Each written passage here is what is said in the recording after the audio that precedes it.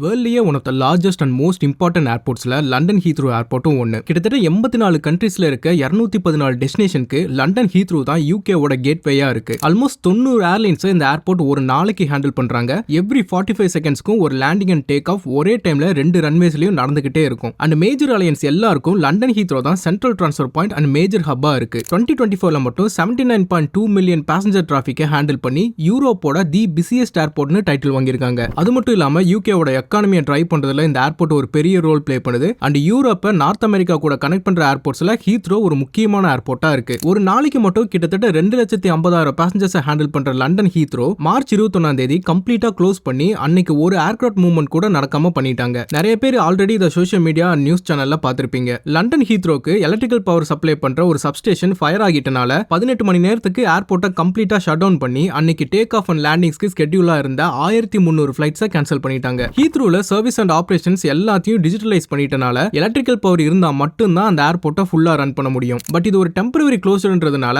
அன்னைக்கே எல்லாத்தையும் ஃபிக்ஸ் பண்ணி நைட்டு 12 மணிக்கே ஃபிளைட் ஆபரேஷன்ஸை ரெஸ்யூம் பண்ணிட்டாங்க. ஆனா இந்த இன்சிடென்ட்க்கு என்ன ரீசன் பார்க்கும்போது நிறைய பேர் நிறைய விஷயத்த சொல்லிட்டு இருக்காங்க. சில பேர் இது எப்பவும் நார்மலா நடக்கிற எலக்ட்ரிக்கல் அவுட்ரேஜ்னு சொல்றாங்க. சில பேர் இதை ரஷ்யன் அட்டாக்னு சொல்றாங்க. சில பேர் இது ஆயில் ப்ரொடெஸ்டர்ஸ் கார்பன் எமிஷனுக்காக பண்ண வேலைன்னு சொல்றாங்க. இந்த oil protest, carbon emission protest இதெல்லாம் கொஞ்சம் பெரிய மேட்டர். இதை பத்தி நம்ம இன்னொரு வீடியோல டீடைல்டா பார்க்கலாம். சோ இந்த அட்டாக்கு என்ன ரீசன் லோக்கல் போலீஸ்னால கண்டுபிடிக்க முடியாதனால யூகேவோட எனர்ஜி செக்ரட்டரி நெஸ்ஸோன்னு சொல்லப்படுற national energy system operator appoint பண்ணி ஃபர்ஸ்ட் லெவல் ஆஃப் இன்வெஸ்டிகேஷனை இனிஷியேட் பண்ணிருக்காங்க. இது கூடிய யூகேவோட ஃபார்மர் டிரான்ஸ்போர்ட் செக்ரட்டரி இப்ப ஹீத்ரோ போர்ட்ல மெம்பரா இருக்கனால அவங்களும் இன்டர்னலா ஒரு டீமை ஃபார்ம் பண்ணி இந்த மேட்டரை இன்வெஸ்டிகேட் பண்ணிட்டு இருக்காங்க. ஆரம்பத்துல இது ஒரு டெரரிஸ்ட் அட்டாக்கா இருக்கலாம்னு சொல்லி கவுண்டர் டெரரிசம் யூனிட் இன்சிடென்ட் நடந்த டேட்லயே ஸ்பாட்ல சில இன்வெஸ்டிகேஷன்ஸ் பண்ணாங்க. பட் அவங்க பண்ண ரிசர்ச்ல எந்த ஒரு சஸ்பீஷியஸ் எவிடன்ஸும் கிடைக்காதனால இதை ஒரு நான் கிரிமினல் அட்டாக்னு ரிசல்ட்ஸ்ல ப்ரொடியூஸ் பண்ணாங்க. அதுக்கப்புறம் தான் இந்த கேஸ் வேற ஆர்கனைசேஷனுக்கு கைமாறுச்சு. இதுல முக்கியமா பேசஞ்சர்ஸ் கிட்ட இருந்து வந்த ஆர்குமெண்ட் என்னன்னா ஹீத்ரோக்கு எலக்ட்ரிக்கல் பவர் சப்ளை பண்றதுக்கு மொத்தமா 3 சப்ஸ்டேஷன்ஸ் இருக்கு. அதுல ஒரு சப்ஸ்டேஷன் பிளாக் அவுட் ஆனா கூட மிச்சம் 2 வச்சு ஏர்போர்ட்டை ஸ்மூத்தா ரன் பண்ண முடியும். பட் ஹீத்ரோவோட சிஇஓக்கு காலையில 3 மணிக்கு இந்த இன்சிடென்ட் பத்தி அலர்ட் பண்ண உடனே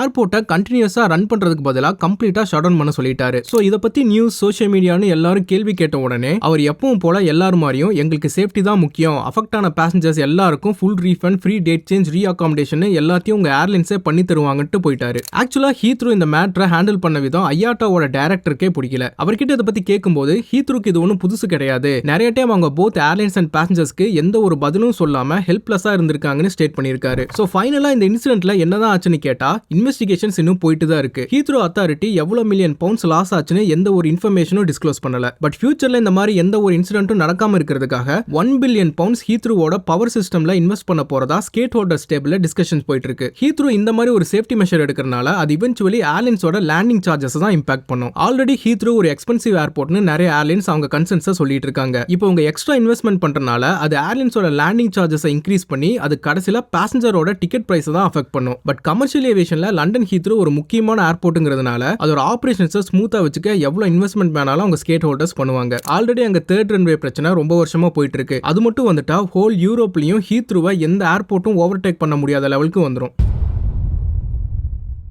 இது ஒரு சின்ன வீடியோ தான். இன்னும் இந்த இன்சிடென்ட் பத்தின ஃபுல் ரிசல்ட் சரியா கிடைக்கல. அது வந்ததும் எல்லாத்தையும் கவர் பண்ணி ஒரு டீடைல் வீடியோ போடுறேன். இதை பத்தி உங்க தாட்ஸ் ஒரு ஒப்பீனியன் இருந்தா கீழே கமெண்ட்ல சொல்லுங்க. அந்த மாதிரி நிறைய ஏவியேஷன் வீடியோஸ் என்னோட யூடியூப் சேனல்ல டீடைல்டா போட்டிருக்கேன், மறக்காம செக் பண்ணி பாருங்க.